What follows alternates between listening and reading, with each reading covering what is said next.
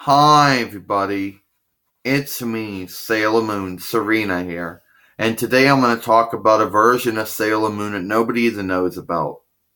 Now everybody knows about the Deke, the Pioneer, and the Viz version, but they don't know about the Toonmakers version. Back in 1994 AD, when a bidding war was going on between Deke Entertainment at the time, and Toonmakers Inc. Now, Deke Entertainment had been a subsidiary of a Mastercard Capital Cities Inc. and would eventually become a subsidiary of the Walt Disney Company. And Toonmakers Inc., I guess, was independent.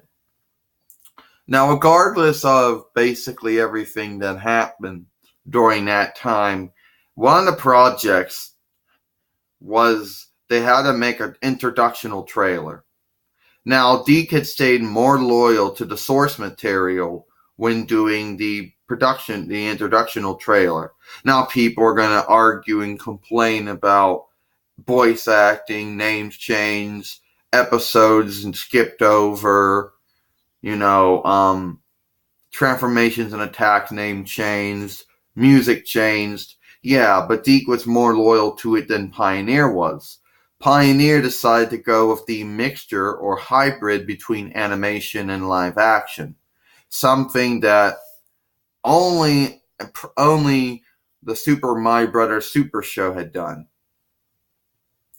Now, regardless of how it would have happened, the show never saw the light of day because Toonmakers Inc.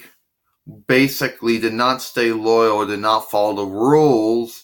They lost, and Deke won the license, at least for the first 2 seasons and the 3 featured films. Pioneer would end up winning another bidding war in 2000 AD, win their bidding war in 1999 AD between them and Siobhan Entertainment, that at the time was a subsidiary of News Corporation. That's a different story, different day. Now, the Toonmakers version, there were certain complete differences. Number one, there was no tuxedo mask. Not at all. Not that I've saw in the trailer. And Luna instead was not there at all, but Luna was there, but as a white cat. In all the versions of Sailor Moon, she is either a blue cat or she's at least a green cat. And in the live action version, she is a blue cat, but in all the other versions, she is a black cat. Now, regardless of that, of those 2 differences, they flew on flying ships. Okay? There was no Queen Beryl. Okay? If there was a Queen Beryl, she was not mentioned in the introductional trailer at all. Keep in mind, this trailer never actually was aired to anybody except the exclusive audience years later. Now, a lot of people have mistakenly referred this version of Sailor Moon to Siobhan Moon, giving to the fact that it was using animation work that was used by Siobhan Entertainment in the early days when Siobhan was adapting cartoon series including Siobhan's Little Mermaid, Siobhan's Pinocchio, and Siobhan's Peter Pan. Now, regardless of this, it was not done by Siobhan. Siobhan had nothing to do with the series except maybe producing the theme music that was eventually would be used. Now, a lot of people would claim that if that version of Sailor Moon would have come along, well, the nitpickers out there, the haters, whatever you want to call them, would have found this one even more criticizable than the Deke, Pioneer, and Viz versions. Now, a lot of people are going to claim that both versions had their faults. Yes, that is true. But the Toonmakers version did not really stay that much loyal at all to the source material. It was trying to take Sailor Moon and Power Rangers and make a hybrid between the 2 of them. Now, a lot of people are going to argue that going to argue that the Power Rangers at that time were still successful in their third season. True. The point I'm trying to get is that very few Sailor Moon fans, regardless of what version of Sailor Moon they like, regardless of what manga they've read, or the video games they played, or the musicals or the live action they may have seen, a lot of people would never, for only a few of them, would have heard of Toonmakers Sailor Moon. And the reason that Toonmakers screwed up, basically, could not follow the rules of the contest. Now, a lot of people would have said, how do you know that Toonmakers, screwed up? Because one, Toonmakers Sailor Moon didn't show up, okay?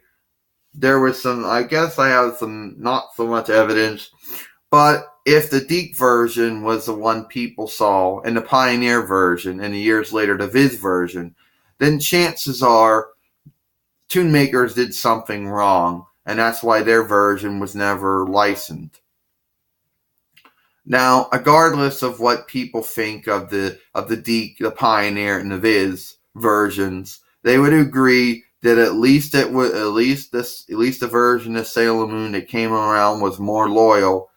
Yes, granted, a lot of episodes were skipped over. Granted, the voice acting and names and transformation and attacks were changed. Granted that the music was changed. Yes, there was a lot of adaptation, of course, being done to it. But at least it was more loyal to the anime, then we would make the argument for Toonmakers. Now, nowhere in Sailor Moon do you see flying ships. Nowhere in Sailor Moon was Luna ever white, except live action. She may have been blue, but in the rest she was black. And Tuxedo Max is in every single version of Sailor Moon. And he was nowhere seen in Toonmakers' version. So, the Toonmakers version was an experiment that never ever got off the ground. Now, I'm sure there's going to be people out there who would have been happy to see both versions. Yeah, I would have been happy.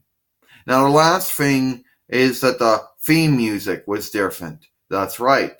The theme music was completely different than the version that Deke used and Pioneer used.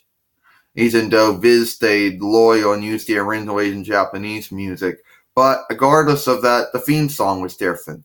So when you were talking about English adaptation of Sailor Moon and you're mentioning Deke and Pioneer and Viz, don't forget to mention Toonmakers because they were trying to make an adaptation of Sailor Moon too, regardless if it wasn't animation or wasn't anime. Okay? So that's it. I'm Sailor Moon, and I'm Serena. I'll see you later.